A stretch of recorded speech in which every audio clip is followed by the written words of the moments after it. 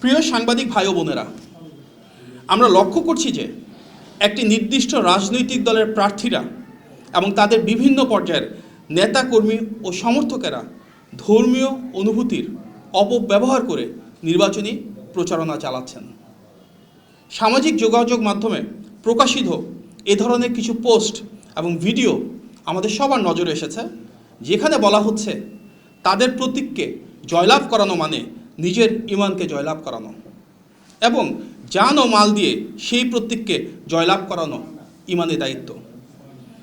বলা হচ্ছে যে দুঃখজনকভাবে বলতে হয়, কবরে গিয়ে বলা যাবে দিন কায়েমের জন্য সেই নির্দিষ্ট প্রতীকে ভোট দেওয়া হয়েছে। ধর্মের অপব্যাখ্যা দিয়ে ভোট চাওয়ার এই অপপ্রয়াস অনাকাঙ্ক্ষিত।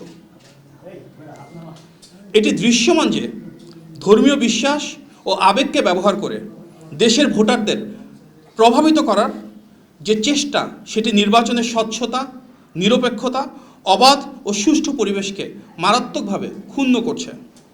আপনারা জানেন, এ ধরনের কর্মকাণ্ড গণপ্রতিনিধিত্ব আদেশ 1972-এর 77(1) ঘ অনুচ্ছেদের সুস্পষ্ট লঙ্ঘন এবং আইন অনুযায়ী অসৎ প্রভাব বিস্তার হিসেবে শাস্তিযোগ্য অপরাধ হিসেবে পরিগণিত হয়। তাই আমরা দ্রুত কার্যকর ব্যবস্থা গ্রহণের দাবি জানাচ্ছি।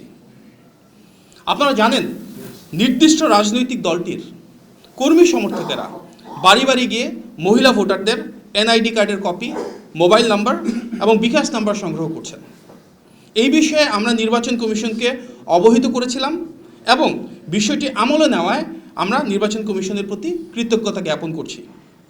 তবে একই সঙ্গে আমরা আশঙ্কা করছি যে ইতিমধ্যে সংগৃহীত এসব ব্যক্তিগত তথ্য ব্যবহার করে ভুয়া বা জাল ভোট প্রদান, প্রতারণামূলক ভোট, মৃত ব্যক্তিদের নামে ভোট প্রদান এবং মোবাইল ফাইন্যান্সিয়াল সার্ভিসের মাধ্যমে ভোটারদের আর্থিক প্রলোভন দেখিয়ে প্রভাবিত করার চেষ্টা করা হতে পারে।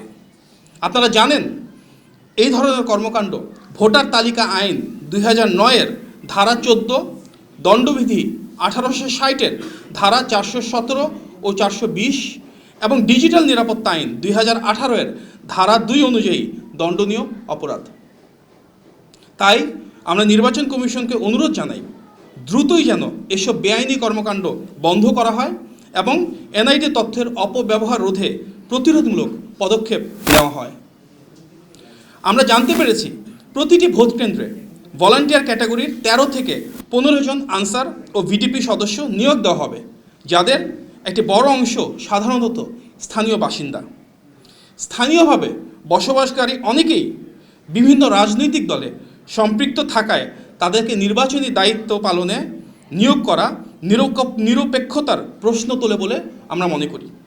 তাই আমরা নির্বাচন কমিশনের কাছে আনসার ও ভিডিপি সদস্যদের নিরপেক্ষ ভূমিকা নিশ্চিত করার জন্য তাদেরকে নিজ থানার বাইরে ভিন্ন জায়গায় নির্বাচনী দায়িত্ব প্রদানের দাবি জানিয়েছি।